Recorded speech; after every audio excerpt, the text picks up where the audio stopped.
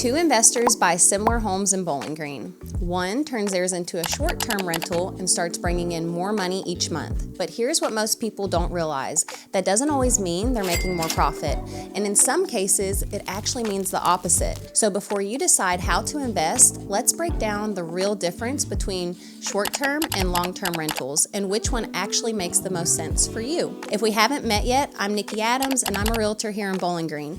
I help buyers and investors find the right opportunities based on their goals. Let's walk through this so you can make a smart, confident decision before you invest. What's the actual difference? A long-term rental is simple.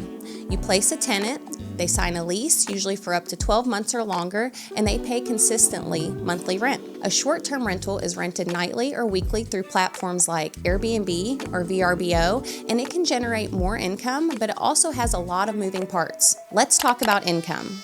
This is what everyone wants to know. In Bowling Green, a typical long-term rental might bring in around $1,600 to $2,000 a month. A short-term rental on that same property could generate $3,000 to $5,000 or more per month. But here's the key. That number is not guaranteed. It depends on occupancy, seasonality, marketing, and your reviews. So you have to ask yourself, do you want higher potential income or predictable income? Expenses, where many investors get it wrong. Short-term rentals come with extra cost. You have to furnish the entire property, cleaning between every stay, utilities, platform fees, ongoing maintenance. So yes, you bring in more money, but you'll also spend more to operate it. Long-term rentals usually have fewer expenses. Tenants often cover utilities, turnover is lower, and your margins can actually be more stable, even if the top line number is lower. Time commitment.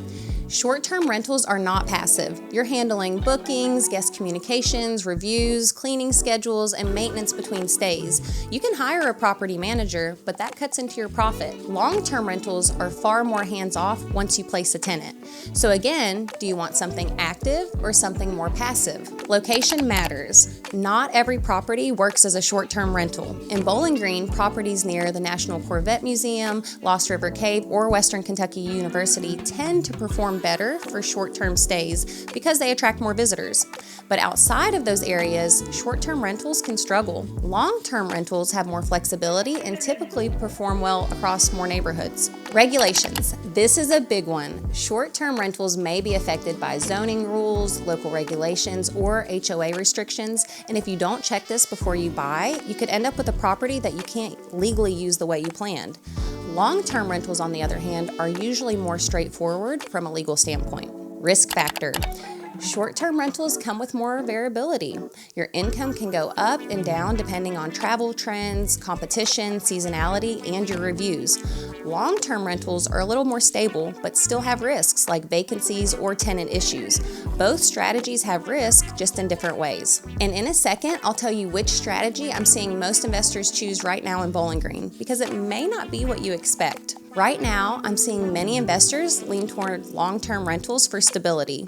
Unless the property is in a truly prime short-term rental location, the investors who do the best with short-term rentals are the ones who treat it like a business. They run the numbers, they buy in the right locations, and they manage it well from day one. The biggest mistake I see investors make is assuming any property will work as a short-term rental, and that's simply not the case. If the numbers, the location, or the regulations aren't right, it can quickly turn into a stressful, underperforming investment.